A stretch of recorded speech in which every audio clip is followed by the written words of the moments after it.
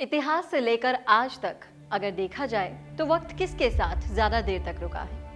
वक्त और ऊंट की करवट एक सी होती है, दोनों पर विश्वास नहीं किया जा सकता। आज वक्त और इतिहास की बात करने का कारण है नागौर सांसद हनुमान बेनीवाल का भारत के प्रधानमंत्री को लिखा गया एक पत्र।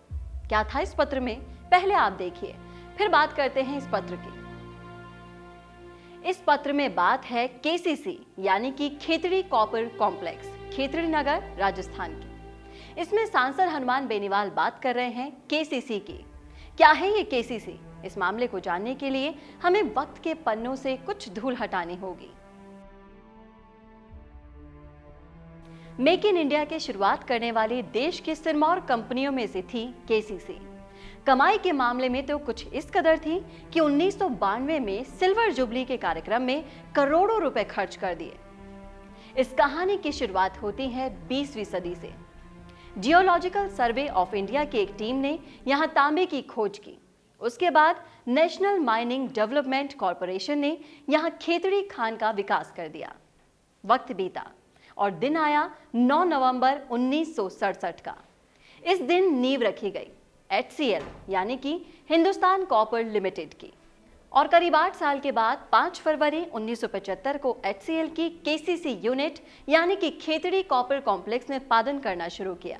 इसके उद्घाटन के लिए तत्कालीन प्रधानमंत्री स्वर्गीय श्री इंदिरा गांधी खुद आई थी। शुरुआती दिनों में करीब 11,000 कर्मचारी केसीसी में काम किया करते थे। कंपनी ने अपने कर्मचारियों को रखने के लिए एक आवासीय टाउनशिप की भी स्थापना की थी। और अगर उस वक्त की बात करूं तो एक क्वार्टर में 2 परिवारों को अपना जीवन गुजारना पड़ता था। कर्मचारियों के मनोरंजन के लिए भी साप्ताहिक मनोरंजन का प्रबंध था। बड़े पर्दे पर फिल्मों के अलावा रामलीला जैसे भी कार्यक्रम होते थे। अब आप सोच रहे होंगे कि जब सब कुछ इतना बढ़िया चल रहा था तो फिर दिक्कत कहां आई, और अब ये राजस्थान की सिरमौर कंपनी क्यों धूल खा रही है?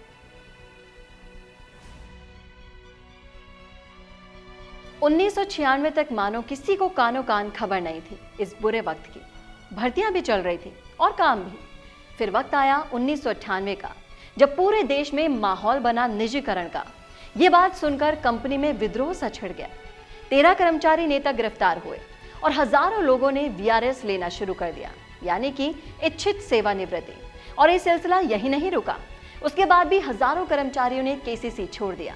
इससे कंपनी को बहुत बड़ा नुकसान हुआ और कंपनी की कमर टूट गई।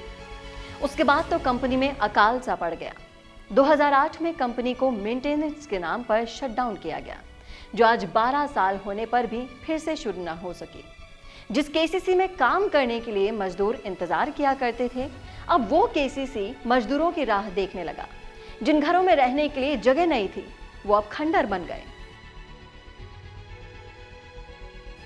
केसीसी करीब 31,000 टन तांबे के परिशोधन की क्षमता वाला कारखाना था, जबकि 35,000 टन की जरूरत तो MIC को थी।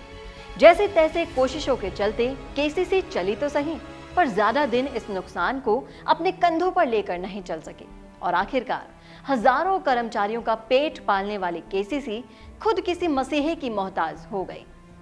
और इसी बात पर नागौर सांसद हनुमान बेनीवाल ने प्रधानमंत्री को पत्र लिखा, जिसमें उन्होंने जिक्र किया खेतड़ी नगर के पुराने स्वरूप का। अब देखना यह है कि सरकार इस मुद्दे पर कितनी सजग है। क्या फिर से जाग उठ गए खेतड़ी नगर और उसके बाजार? जो भी होगा, हम आप तक इसकी खबर जरूर पहुंचाएंगे। तब तक के लिए जुड़े रहिए राजस्थान संवाद के साथ।